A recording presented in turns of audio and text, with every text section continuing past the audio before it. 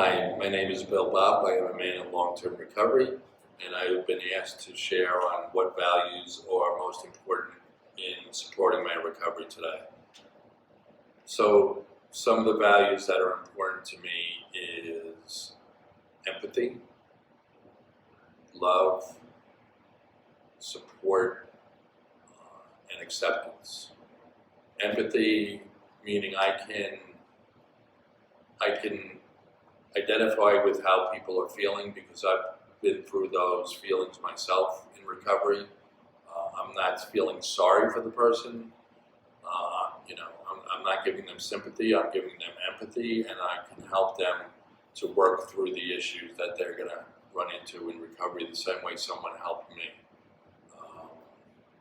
Acceptance, the fact that I don't know everything, that I have to be open-minded and willing to try different things. I have to be open-minded and willing to kind of stretch my boundaries, to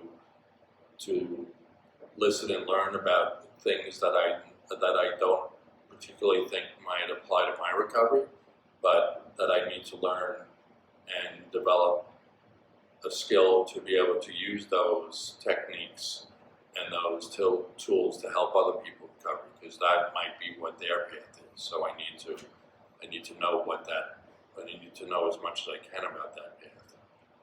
Love to me, and it's love in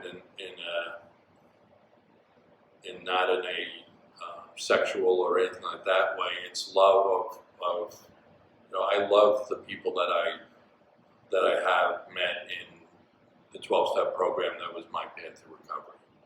And I love them because they love me, they accept me for who I am.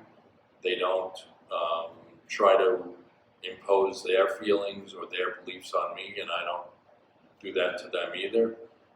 And we're there for each other. When we fall, and I fell a lot in my recovery. I returned to use many times over the path of my recovery, and every time that I came back and put up my hand up and said, "Hi, I'm Bill. I have one day back," I was met with unconditional love from people, and that was really important for me. Love from my family. My family did everything they could and more to help me. And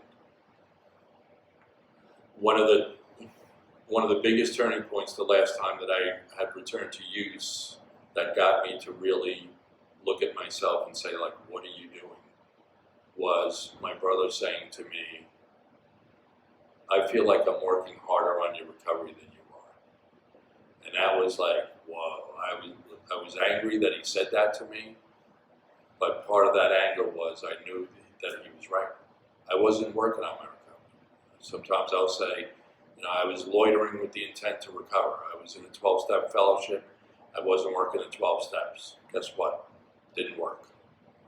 I'd be able to not use a substance for a while, but I would continue to go back to it. And why that was the substance was a symptom of my problem. My problem was my attitudes and behaviors about certain things in my life, certain people in my life that I tried to control and that I tried to manage outcomes. And I learned today that I'm powerless not only over the substances that I used, but I'm powerless over other people. I'm only responsible for my actions and my behaviors. What other people do, that's what they do. I can't, I can try to support them and be there for them, but if they're going to act in a way that's not conducive to my recovery, then I can't really have them be a part of my life. And I've made those decisions in my life because, I ask myself a question when I'm presented with something I'm not sure of the answer to. First of all, I pray. I'll call people if it's appropriate and I have the time to do that. But if I don't, I ask myself this question: is this good for my recovery? And if the answer to that is no, then I don't do it. Whether or not the other person is okay with that or not doesn't enter into my decision-making process. It used to be the overwhelming part of my decision-making. I want to do this because I want to do this because I want the other person to like me. It was never like, do I want to do it? And because most of the time the answer to that was no, I didn't want to do it. But I did it anyway because I wanted the other person to like me, and I thought that that's would get them to like me. And I just learned that that was no way to live my life, through looking for the acceptance of myself through other people. And today, I'm okay with myself today. And that's a big thing for me to say. I was never really okay with myself when things looked from the outside that everything was great.